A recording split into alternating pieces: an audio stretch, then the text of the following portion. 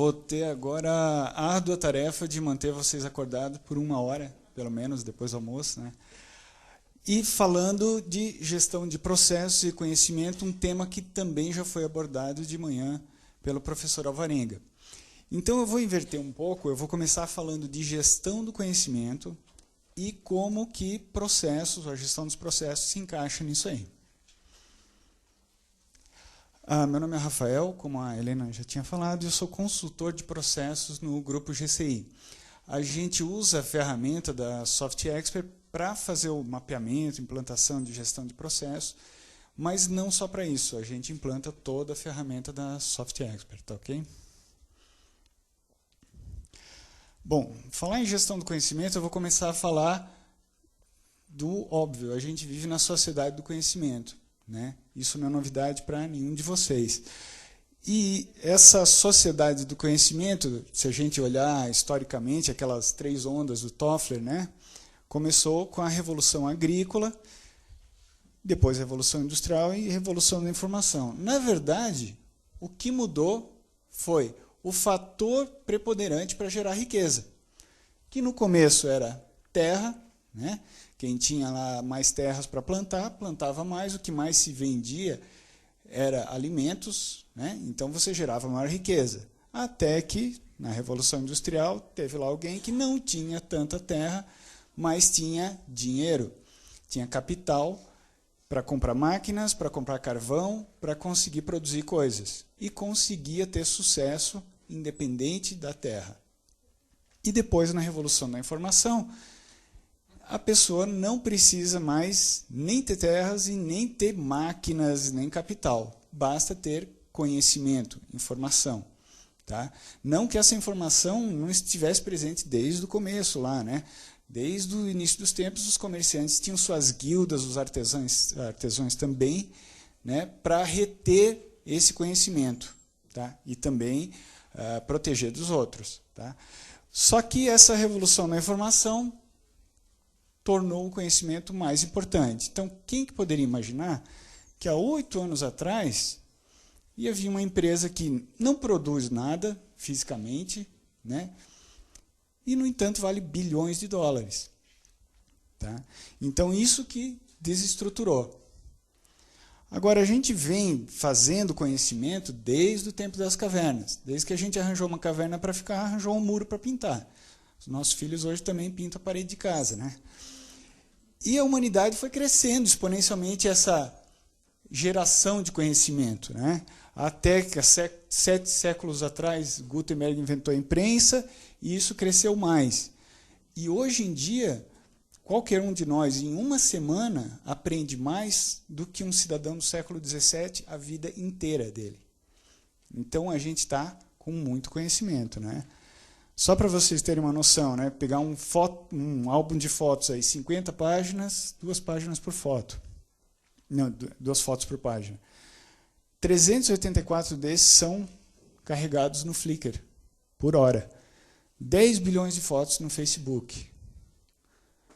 No YouTube, dados do ano passado, né? A cada minuto são 48 horas de vídeo. Olha o crescimento com relação a 2007, eram 8 horas por minuto. São 3 bilhões de visitas no site por dia. Uma turbina de um Boeing gera, em meia hora de funcionamento, 10 terabytes de dados. Então, a gente está vivendo, né, uma sociedade que começou, quando a gente digitalizou essa informação, lá no bit, né, no 0 e 1, que foi para o byte, para o kbyte, para o megabyte, né, uma música mais ou menos 5 megabytes, para o gigabyte, nos nossos notebooks, aí, alguns já com terabytes, e já se fala em petabyte, exabyte, 30 exabytes de dados trafegam todos os meses na internet. Em 2008, se não me engano, foram gerados, a humanidade gerou 160 exabytes de dados. Zettabyte, e agora falam no yottabyte. Quero ver o próximo nome que vou inventar, né? Mas o que a gente se sente, primeiro como pessoa, é engolido por esse dilúvio de informações. Tá? A gente se sente como esse cara ali, né, precisa ser soterrado por essa informação. Agora, se isso é verdade para nós como pessoas, imagina nas empresas, né? A gente gera muito mais informação atualmente do que consegue analisar. Pra vocês terem noção, ano passado, se não me engano, os cientistas descobriram, sei lá, uns 3 planetas novos fora do Sistema Solar, usando fotos do Hubble de 1998, que não tinha dado tempo ainda de analisar. Então, eles já estão fazendo até softwares que analisam pela gente. Tá? Nas empresas, todo esse monte de conhecimento, de dados, de informação, é o que alimenta a tomada de decisão, tanto pelos gestores como até por quem, um vendedor, quem trabalha no dia a dia, todo mundo tem que tomar decisões. Tá? Só que essa decisão não está vindo ali, que nem na foto, bonitinha, numa bandejinha de prata. Ela está perdida nas empresas, está perdida um pouco no e-mail, um pouco em planilha, um pouco no Word, um pouco no RP, às vezes está na cabeça de alguém que não comunicou direito. Então, esse é o desafio. Como lidar com essa informação toda? Quando ela estiver em meio magnético, tá? Porque muitas vezes ela está assim. Tá? Eu brinco, mas ó, tem até uma pessoa escondida ali atrás. Mas a gente tinha um cliente nosso, por exemplo, cliente global também, fábricas fora do país, daqui de Curitiba também, que eu fui lá pessoalmente e a situação era mais ou menos essa. Tirando fora o que estava no chão, na mesa era isso. A pessoa que sentava em frente não via o outro. E ali, no caso, a gente implantou a solução de documentos, SC Documentos, da Soft Expert. E eu tive a sorte de 6 meses depois ser chamado nessa empresa para fazer um outro trabalho. Eu vi a mesma mesa. Tinha 3 folhas de papel em cima. Tá? Então, eles passaram a ter uma informação que estava assustadoramente grande e sobrecarregando as pessoas. Esse termo, sobrecarga de informação, não é novo, também vem lá do Toffler, tá? Já é antigo. O que acontece? Os gestores, ao ter que tomar uma decisão, eles têm tanta informação disponível, só que está tão espalhada, que simplesmente não a usam. Ou usam uma informação antiga, aquela planilhinha antiga que ele usa de referência até hoje. Tá? E, além disso, ou seja, além de eu não usar a informação, surgem alguns vícios, não só entre os gestores, tá? Entre as pessoas comuns, nós como indivíduos também, né? São alguns vícios do pensamento. O primeiro, a gente poderia chamar arrogância do conhecimento. As pessoas, em geral, pensam que sabem mais do que sabem. Tá? Teve um estudo que foi feito na Suécia, que entre motoristas, e deu que 70% dos motoristas achavam que era melhor que a média. Na prática, nem 30% era. Né? E essa arrogância do conhecimento faz com que, às vezes, o gestor tome a decisão sem ter todas as informações necessárias, porque ele acha que sabe mais. Pior, outra derivação disso é que ele tende a valorizar muito mais o que ele conhece e desprezar ou menosprezar aquilo que ele não conhece. Tá? Então, imagine uma ocorrência qualquer, uma situação qualquer, se eu colocar um historiador, um psicólogo, um sociólogo e um economista para analisar, cada um vai dar uma explicação diferente para o fato. Todos vão estar até certos sob o seu ponto de vista, mas nenhum vai dar uma explicação completa. Tá? Então, esse é o primeiro vício. O segundo é a tendência que a gente tem a fazer relações causais simples. Tá? Nosso cérebro é uma máquina de padronizar as coisas, de generalizar. Então, a gente vê algo que aconteceu e a gente arranja uma explicação muito simples. Muitas vezes, aquilo que aconteceu tem uma explicação com muitos mais fatores, bem mais complexa, ou, às vezes, até um forte fator de aleatoriedade. Mas o nosso cérebro ele se recusa a acreditar que tem um fator aleatório aí. Tá? Então, por isso, a gente não internaliza isso muito bem. E tenta dar uma explicação para o passado. Para ilustrar isso, imagina que tivesse aqui no chão uma poça d'água e pedisse para vocês, ok, como que essa poça surgiu? Ah, de um cubo de gelo. Mas era um cubo? Era um círculo de gelo? Era uma estátua? De que tamanho? Então, às vezes, é muito mais difícil a gente explicar o passado do que explicar o futuro. Se eu vejo um cubo de gelo aqui, eu sei que vai formar uma poça. Tá? Terceiro é que a gente às vezes tem ideias pré-concebidas e quando a gente vai tomar uma decisão, ou procurar, né, o porquê das coisas, a gente está procurando, na verdade, indícios que corroborem o que a gente pensava, em vez de procurar a verdade. Tá? Aí, nesse contexto, entra toda essa disciplina de gestão do conhecimento. Né? O termo está ali, gestão do conhecimento, refere-se à criação, identificação, integração, recuperação, compartilhamento e utilização do conhecimento dentro da empresa. Olha que interessante, utilização. Muitas vezes as empresas têm a sua informação toda guardada, hoje em dia, que nem eu mostrei antes, né? Tá fácil achar um HD de 1 TB, tá fácil achar storage, só que o difícil é você ter isso de alguma maneira categorizado para usar depois.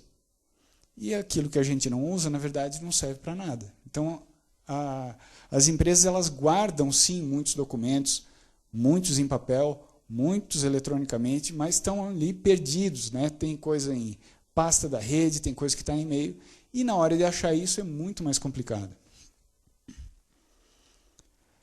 Bom, aí teve 2 autores que lá atrás, em 95, já falavam disso, a Nonaka e o Takeuchi, que falavam como que o conhecimento é espalhado, ou seja, como que eu transmito o conhecimento, como uma empresa pode fazer isso.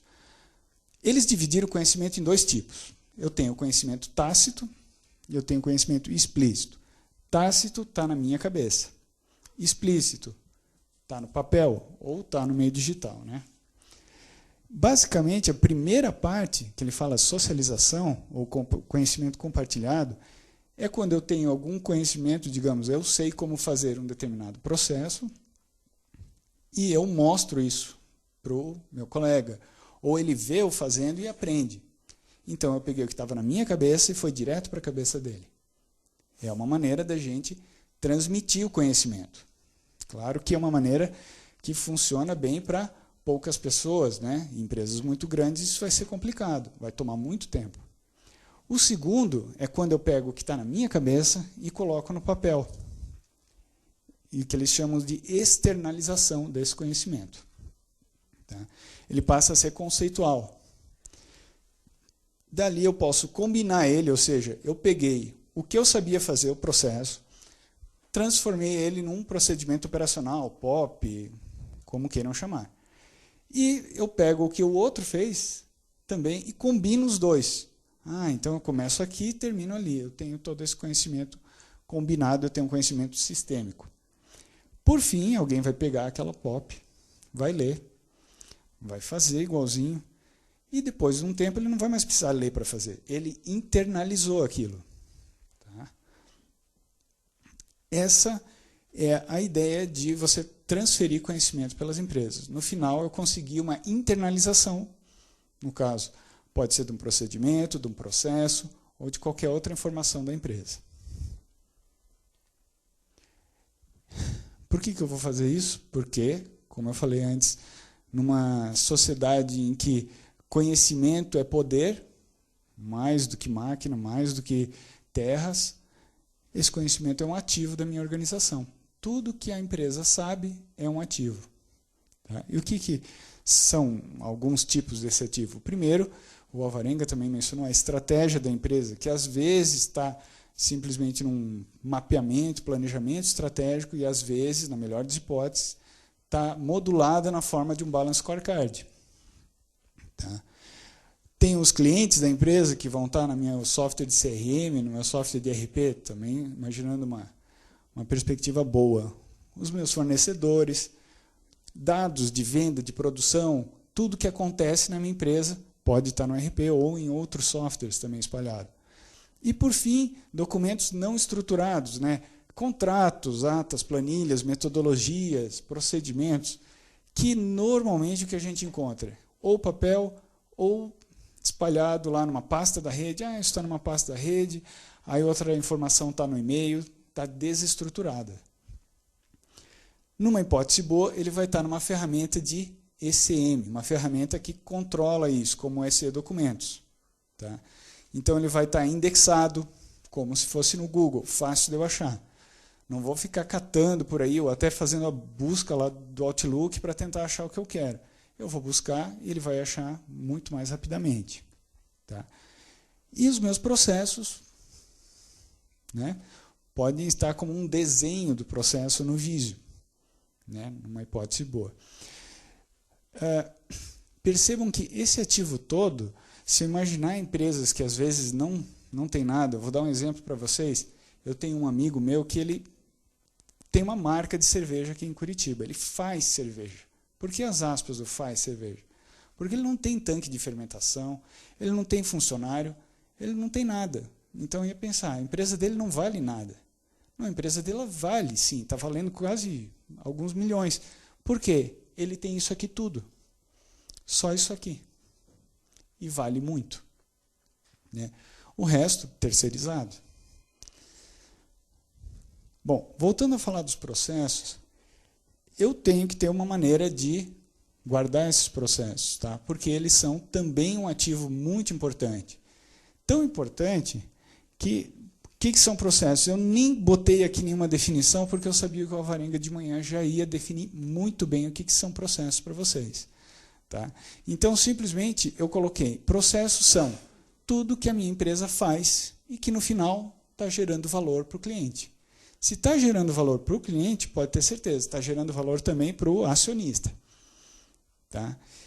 Então, pensa, se a minha lista de clientes ela é importante, é um conhecimento super importante, só que eu posso comprar uma lista de clientes. Né? Fornecedores, eu busco no Google, eu acho. Agora, a maneira como eu faço as coisas dentro da minha empresa, muitas vezes é o diferencial competitivo que eu tenho. Tá? Então, já tem 2 autores, o Gonçalves, que chama as empresas de grandes coleções de processos. Mas eu gosto de citar um autor bem antes, lá de 91, que é o Porter, quando ele estava defendendo, não processo, mas custo baseado em atividades, o ABC. Tá? Ele já falava que as atividades são unidade básica da vantagem competitiva. Ou seja, o que faz diferença é a maneira como eu faço as coisas. Então, olha que importante, a maneira como eu faço as coisas é o meu maior ativo e é o que vai fazer minha estratégia acontecer.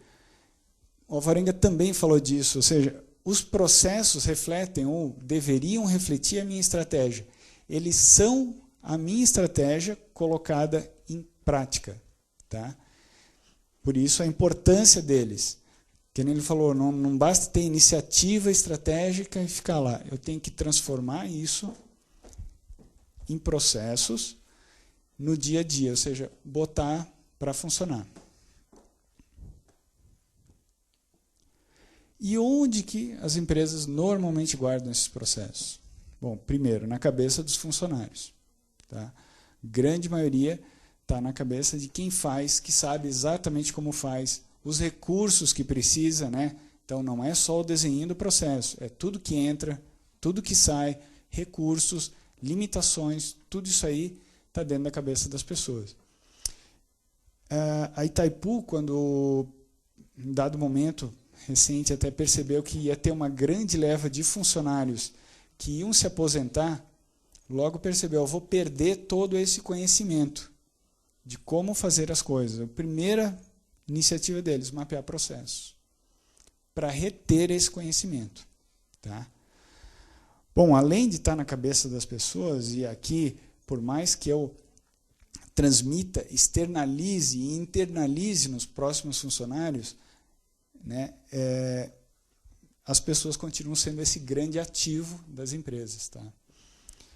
Eu também vou ter os processos codificados nos softwares. Ou seja, se eu tenho um RP, que eu entro com uma requisição de materiais nesse RP, em seguida ele transforma aquilo em uma solicitação de compras, porque ele viu que não tem saldo em estoque. Aquela solicitação de compras vai lá para um setor de compras que faz uma cotação. Colocou a cotação no RP, ele escolheu um vencedor. O vencedor, você faz uma ordem de compra, uma nota fiscal. O que eu tenho aí? Tem um processo. Tá? Só que muitas vezes ele não está explícito. Ele está ali dentro. Ah, pois é, mas depois de passar pela ordem de compra, será que passa por uma aprovação de alguém? Eu vou ter que entrar lá no código ou na parametrização do meu software e descobrir isso. Não está claro para todos. Tá? Por fim, esse processo pode estar descrito, sim, em papéis. Tá? Então, tanto como procedimentos, né, ou até desenhado. Então, por que mapear processos? Bom, a resposta está bem óbvia. Eu já falei antes, porque processos são o meu grande ativo. Tá? E porque eu quero externalizar esse conhecimento tácito, desculpe. Aquilo que está na cabeça das pessoas eu quero botar para alguma fonte externa, que poderia ser um POP, um procedimento descrito, poderia. Eu posso mapear processo sem desenhar fluxograma? Até dá. Só que o fluxograma é uma grande ferramenta que melhora a comunicação. Ele deixa de uma maneira muito mais concisa, muito mais amigável, claro, como é que vai funcionar. Ou até como o Frederico falou antes, né, fica uma interface muito melhor. No caso de workflow, eu consigo saber onde que está parado, né, com quem está parado isso visualmente, sem ter que parar para ler todo esse processo. Tá? Padronização de linguagem. Tá? Então, existe uma fundação, né, que criou, que é a Fundação BPI, né, que criou o BPMN, que é o Business Process Modeling Notation, ou seja, a notação de modelagem de processos de negócio. O que é uma notação? Uma linguagem. Então, eles padronizaram que quando eu tiver uma bolinha verde, é o início. Quando eu tiver um quadrado, é uma atividade. Quando eu tiver aquele losango, é uma decisão. Tá? Eu posso fazer um processo sem fazer ele usando a notação BPMN? Posso. Mas facilita muito se eu tenho uma linguagem comum. Facilita uma empresa de consultoria de fora vir entender. Facilita o meu fornecedor, que de repente tem os seus processos mapeados, também entender o que eu estou falando. Eu não tenho um desenho aqui de uma cobrinha, que cobrinha significa documento. Aí eu tenho que ficar explicando para todo mundo o que é. Né? Então aqui eu não preciso. Tá? Então vai a importância de eu ter uma ferramenta que utilize essa notação padrão, porque vai me poupar muita dor de cabeça no futuro. Tá? Além do que, para cada caixinha dessas aqui, ela não está isolada ali, não é só o desenho, como o Alvarenga falou. Cada caixinha dessas tem uma entrada aqui. O que entrou para fazer essa atividade? O que entrou para eu fazer uma solicitação de compra? Entrou uma requisição de material. Alguém queria algum material. O que saiu? Saiu talvez um pedido de cotação para os fornecedores. Tá? Então, tenho entradas, tenho saídas, tenho recursos. Que recursos que vão ser usados? Tem um sistema para isso ou tenho que fazer na mão? Não, eu tenho que usar uma planilha porque o sistema não atende. Ok? Coloca isso ali. Vou precisar de um funcionário também para fazer isso. Por quê? Porque a maneira como a gente faz os processos depende dos recursos que a gente tem. Né? Senão, eles seriam tudo perfeitos. E quando alguém falar, por que tu faz assim? Porque eu não tenho um sistema que me ajuda aqui. Então, eu tenho que usar a planilha. Tá? Então, isso aqui vai facilitar também uma outra coisa que eu vou falar lá no final da apresentação, que é a automação. Isso eu vou ter um ganho adicional. Só por isso, só vou mapear processo por mapear, porque eu vou pegar meu conhecimento todo e colocar esse conhecimento todo no papel, desenhado, um modelinho lá de processo. Bom, já é um bom começo. Tá? Existem autores recentes, tá, que eles são um pouco mais polêmicos nisso. Eles falam que jamais, repito, jamais, eu deveria mapear um processo só por mapear. Eu deveria estar pensando na melhoria dele sempre. Porém, é muito difícil a gente vender tudo isso. Então, uma iniciativa de mapeamento de processo, primeiro, o simples fato da pessoa estar mapeando é como se ele estivesse lá num divã do psicólogo, e isso é bem assim, ele vai falando aquilo que ele faz, e às vezes ele se toca, nossa, eu faço isso mesmo? Ou ele vê, putz, olha só, tem esse problema aqui, que realmente isso aqui eu faço isso porque eu não tenho um software decente. Por isso que eu tenho que fazer 1000 vezes a mesma coisa. Alguém digita o formulário, que nem o Ricardo falou, depois o outro digita os mesmos campos que já estavam antes. E esses insights surgem durante a entrevista. Surgem mais coisas, tem gente que desabre e chora, já aconteceu comigo, né? A gente está rindo agora, mas foi fogo na hora. A pessoa desabou a chorar. Tá? Então, é um pouco isso, a pessoa vai falando, e que nem ela está no consultório mesmo, ela vai falando e ela vai percebendo na própria fala dela o que ela pode melhorar. Então, quando eu digo que é um bom começo, é muito mais do que só um bom começo porque eu estou externalizando o meu conhecimento. É porque coisas já acontecem a partir dali. Claro que eu devo ter como objetivo essa melhoria. É o objetivo mais nobre de todos, né? Eles chamam de otimização, de simplificação, de harmonização dos processos. Eu tentar melhorar o que eu tenho. Esse é o objetivo nobre. E ele vai acontecer. Do simples fato de vocês mapearem, aos poucos vocês vão perceber as mudanças e é difícil ficar indiferente a isso. Porém, essas mudanças, né, que o Alvarenga também mostrou muito bem, que são os pequenos ciclos PDCAs espalhados por toda a organização. Eu tenho conhecimento, ele alimentou uma tomada de decisão minha, essa tomada de decisão gerou algum resultado, né, bom ou ruim, que vai ser o meu feedback. Esse feedback, ou seja, toda vez que eu faço isso é ruim. Foi um conhecimento novo para mim. Esse conhecimento novo gera uma melhoria nova. Tá? E eu vou fazer isso com uma metodologia de mapeamento e redesenho dos processos. Tá? Então eu vou ter ali, normalmente, aquela foto do as is, né? Eu vou tirar uma foto do processo como ele é, com todas as suas imperfeições. Tudo que está errado. Depois eu vou ver o que tem de problema e eu vou propor uma melhoria. Eu vou desenhar o to be, né? Que na nossa cabeça é uma obra de arte.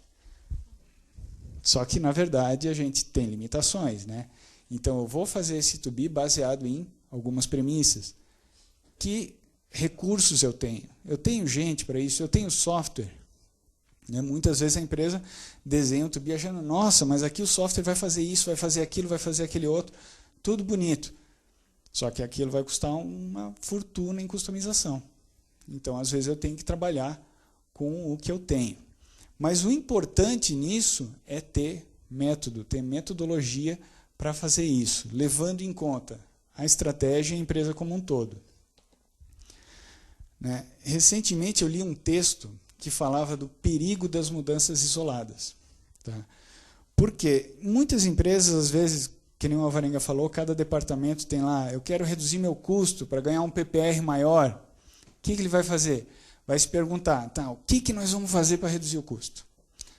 E vão identificar como que nós vamos fazer. Nós vamos fazer assim, assado, vamos comprar software, vamos fazer isso.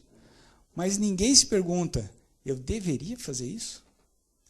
Porque cada mudança isolada vai repercutir, vai gerar uma onda, que vai repercutir, aqui o porquê do desenho, né, da foto, que vai repercutir no outro departamento, e no outro cliente, e no outro processo também. Então, às vezes, se eu faço uma melhoria num setor, eu posso estar esculhambando com todos os outros. E eu tenho que, antes, olhar se a mudança que eu vou fazer vai ser para o ganho global da organização. Ok?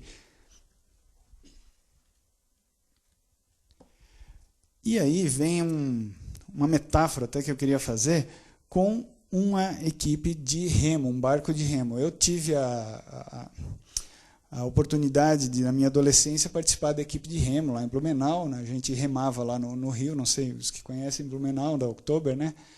A gente remava no Rio, ou quando tinha enchente a gente remava pela cidade toda mesmo. E não sei se vocês sabem, no remo eu tenho barcos de um remador, né, que eles chamam de esquife, eu tenho barcos de 2 remadores, de 4 e até de 8 remadores. E acontecia muito, às vezes eu tenho aquele atleta grandão, parrudo, no esquife, era um foguete, tinha uma técnica impecável, era muito bom. Pela falta de atletas, o que o técnico fazia?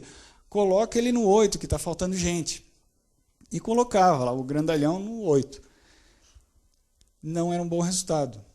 Por quê? Ele era muito rápido, muito forte. E às vezes ele puxava o barco mais para o lado, ou ele não entrava com o remo junto com o remo do outro, né?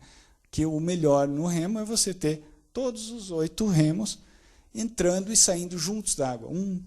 Só um barulhinho só. E às vezes ele não conseguia seguir o líder. Ele era mais rápido. Ou seja, o ótimo local nem sempre é o ótimo global. Substitui por um outro atleta mais compatível com os outros que trabalha melhor em equipe. Que também foi o que tanto o Ricardo quanto o Alvarenga falaram. Né? Eu vou procurar um ótimo global, vou procurar sinergia, não gastar energia. Que nem eu falei, toda vez que o remo entra na água, ele freia um pouquinho o barco. Então, eu estou desperdiçando energia ali.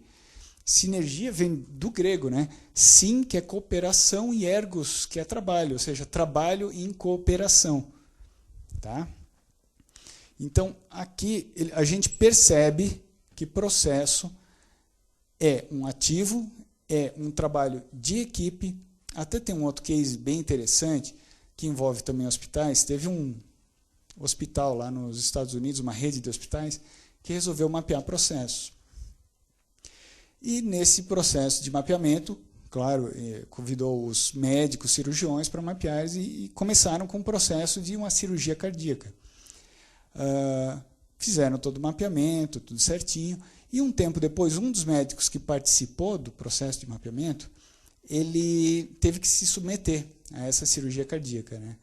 Depois de recuperado da cirurgia, estava discutindo com os outros e falou, nossa, olha só, percebi aqui que tem 113 pessoas que tiveram acesso à minha ficha desde o momento que eu entrei para ser internado até depois da minha recuperação do pós-operatório. 113, todos com um bom motivo para ter acesso à ficha. Aí ele falou, é um esporte de equipe, eu só não sabia que a equipe era tão grande, né? Mas o que deixou ele sem sono de noite, sabe o que foi?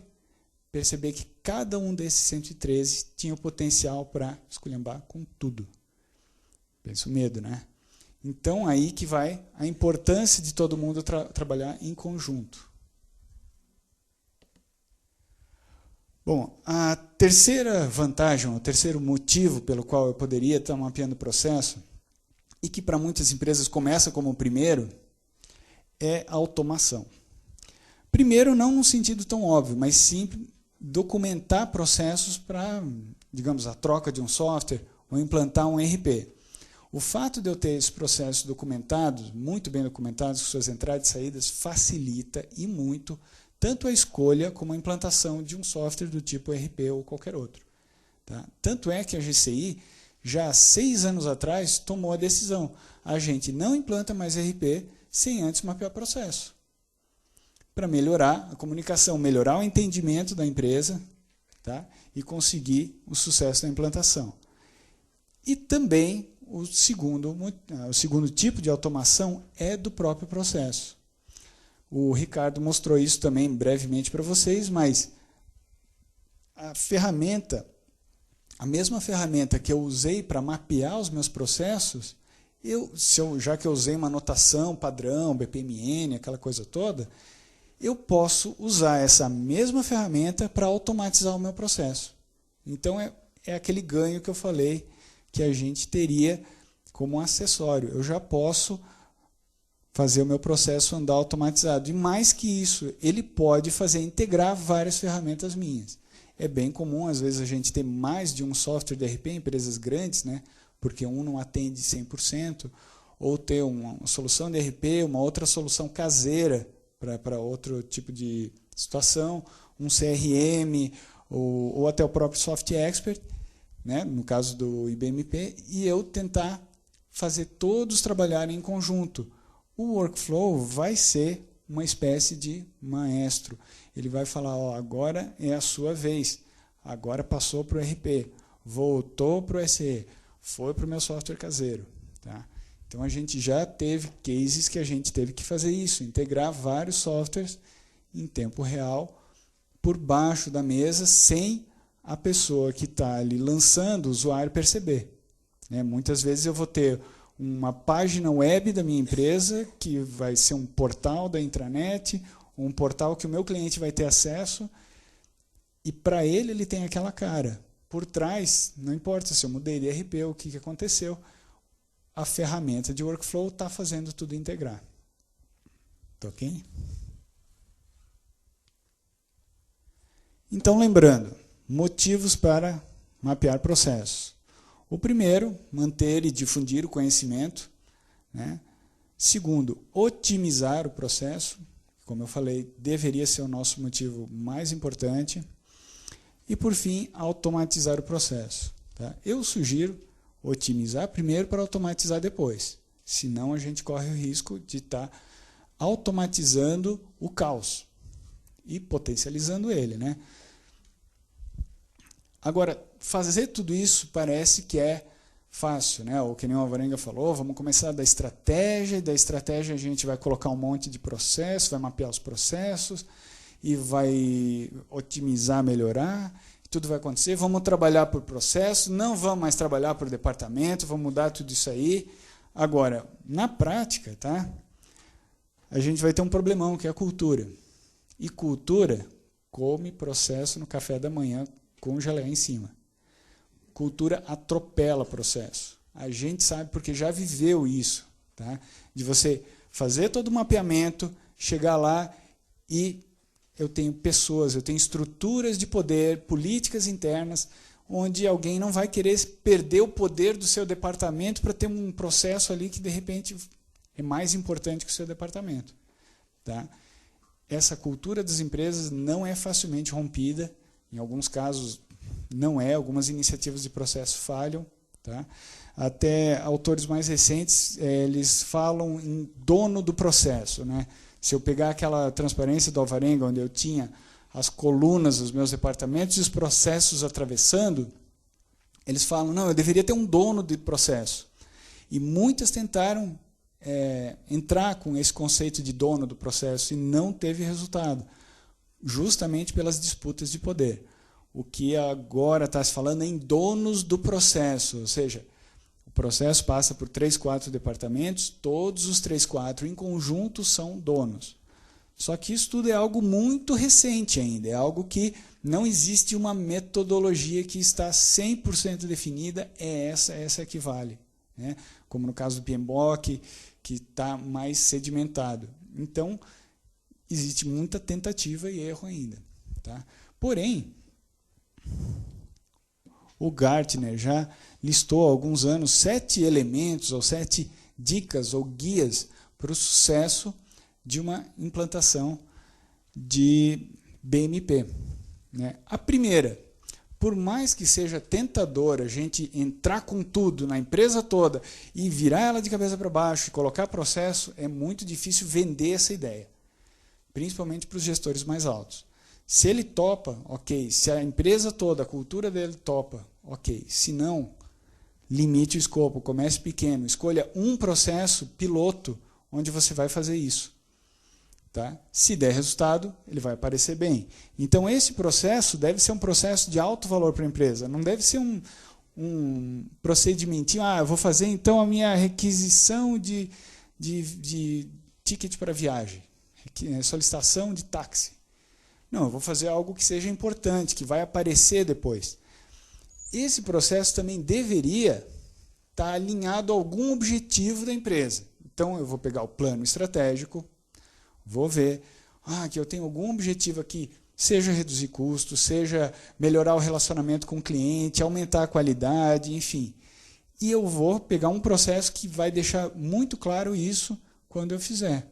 Então, com esses 3 aqui, o pessoal do Gartner está falando, algum processo que apareça para vender a ideia, para disseminar a ideia para a empresa toda.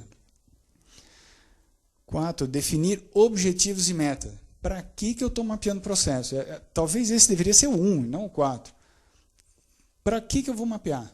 Eu vou mapear porque eu tenho que reter conhecimento, eu estou numa situação que realmente os meus funcionários estão para se aposentar, ou tenho rotatividade alta, eu tenho que, de alguma maneira, externalizar esse conhecimento. Ok? Eu estou fazendo porque eu tenho que mapear por causa da ISO. Ok? Claro que Que nem o Alvarenga já falou, isso é um conceito um pouco errado, né? Eu tenho que fazer a gestão dos meus processos, e não só mapear por causa da ISO. Ou eu vou mapear para automatizar. Né? Que nem eu falei, não é uma boa logo de início. Mas tem casos, tem clientes nossos que já falaram, não, eu quero automatizar.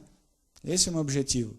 Então, eles começaram sem fazer grandes melhorias, grandes otimizações no processo e automatizaram. Tá? Ou até para melhoria, que seria o ideal. Métricas corretas. Se eu estou fazendo um projeto para melhoria, como é que eu vou medir que melhorou? Então, eu tenho lá um monte de indicadores ou até um monte de dados, informações. O que eu vou usar de base para dizer que melhorou?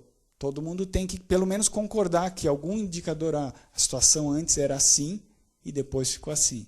Então, tem que ser um indicador que esteja todo mundo concordando e, de preferência, que esteja também alinhado ao objetivo. Aí eu tenho a situação ideal. 6. Patrocinador entusiasta. Talvez esse seja o primeiro. Já vivemos uma situação de mapeamento, de processo, de otimização e automação que não deu certo por só uma coisa.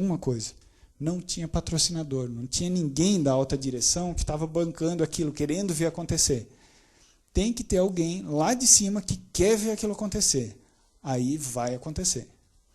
Tá? E, por fim, já que a gente falou de culturas, engajar pessoas.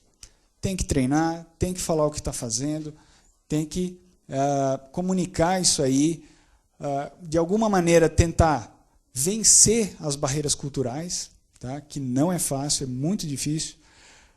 E também aqui eu já vi situações em que, por não engajamento de pessoas, a coisa não aconteceu. Tá? Então, basicamente, são esses. E com isso, acho que eu fui até, estou antes do tempo, tá ok? 10 minutos, beleza? Eu deixo vocês com uma frase que também não é recente, mas que eu acho que tem tudo a ver com essa iniciativa de mapear, de otimizar e de fazer gestão de processos. Né? Que o Maquiavel já falou, não tem nada mais difícil de fazer ou duvidoso do que introduzir novas instituições. Na verdade, ele continua, ele fala, isso porque todo mundo que se beneficia da maneira antiga vai ser o teu forte inimigo. E você vai ter pouco apoio dos que vão se beneficiar das novas, porque eles mesmos ainda têm dúvida se aquilo vai dar certo ou não. Tá? Então, eu agradeço vocês. Não sei se alguém tem alguma dúvida, gostaria de perguntar.